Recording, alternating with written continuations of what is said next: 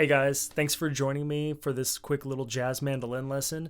I'm trying to share some important topics that are fun for me to show people who are learning how to improvise and solo, things that really are going to take your playing to the next level. So today's topic is when you're improvising and playing phrasing, playing scales and arpeggios, how do you connect that from one chord to another? Because oftentimes you might think that, oh, I'm playing over one chord, and then when it comes to a new chord change, I just need to start on that new scale, but it's so much more connected than that. And you can really seamlessly play from one chord to the next, and it'll make your playing sound prettier. So we're going to look at a few examples of how to do that. If you haven't already, please hit subscribe and just continue to follow me for new jazz mandolin content. Thanks. Okay, so the first move I'm going to show you guys, we're going to start in F, and where we're going to be with our first finger on F. So it's technically second position, but it's the position where your first finger is on the root. Just walking up the scale there. But let's say that we're starting here. We're going to be on this A, kind of going down the scale. And I'm going to show you how to get from F to D7, which would be a really common move in jazz, where you're going from the one chord to the sixth dominant chord. So I'm going to show you this, and basically we're going to walk down the scale. But by going to an F sharp, that note is the third, the major 3 in that D chord. So we're not landing on a D, but by landing on the F sharp in jazz, in this context, it is a great move for going to that 6th chord, that D7 chord.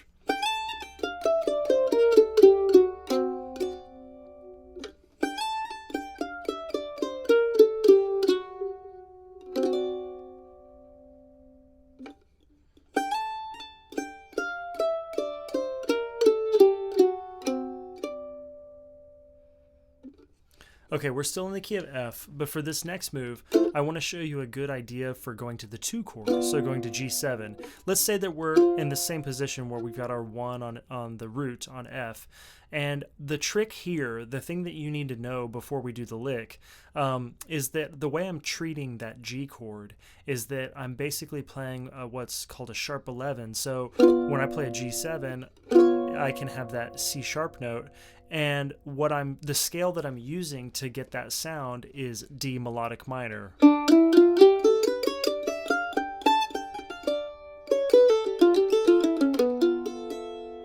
And you'll see that I like ending on the B as well. But that's the scale that we're using. Now I'll show you. Let's say that we're here, like once again with our first finger on F. Now I'm going to go up, maybe do a little move like this.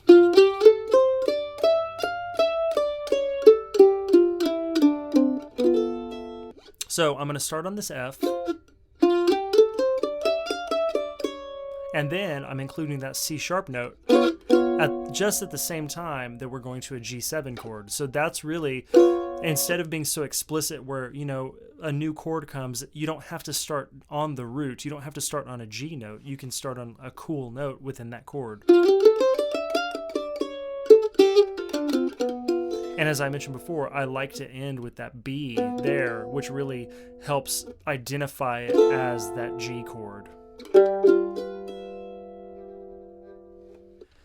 Now this next move, let's do a 2 minor 5 move. So still in the key of F, that makes it G minor 7 to C7.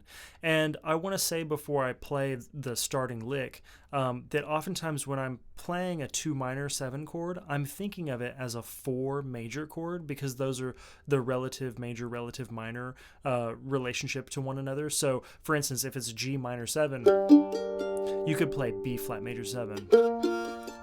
And it makes most sense when you're playing the individual note phrasing, because that's playing the chord like this, then it makes it sound more explicitly like a B flat chord, like the B flat's the root. But if I'm playing single note phrase, maybe like something like...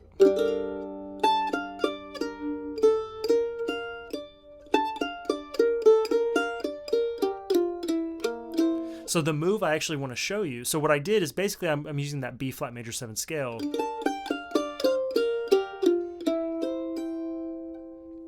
And then by landing on the E, that is making it sound like I'm going to a C chord, so a C7. So basically, I'm going to go down this scale kind of in this way, arpeggiating.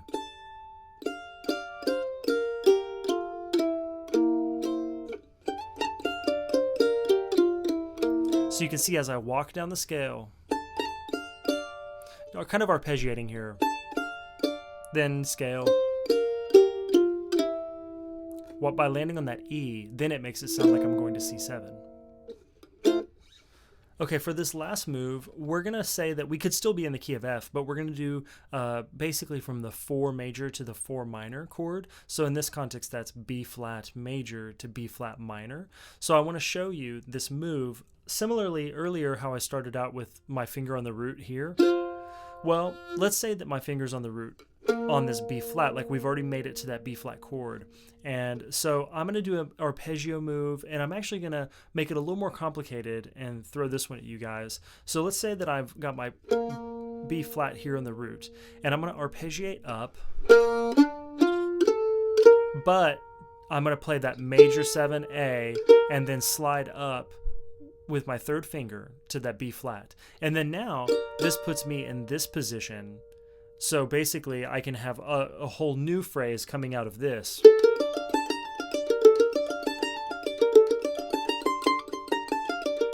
Just arpeggiating, doing that major 7. So now if we're going to take that from a B flat major to a B flat minor, a really cool way of doing this, because those have the same root.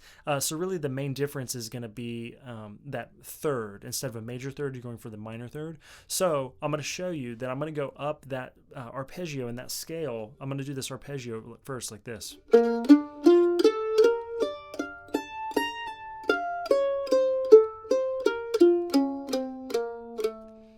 So I'm going up B flat, major, back down, minor. And then here's another little trick at the end. See how I'm landing on the A note? That really makes it sound like I'm landing on F.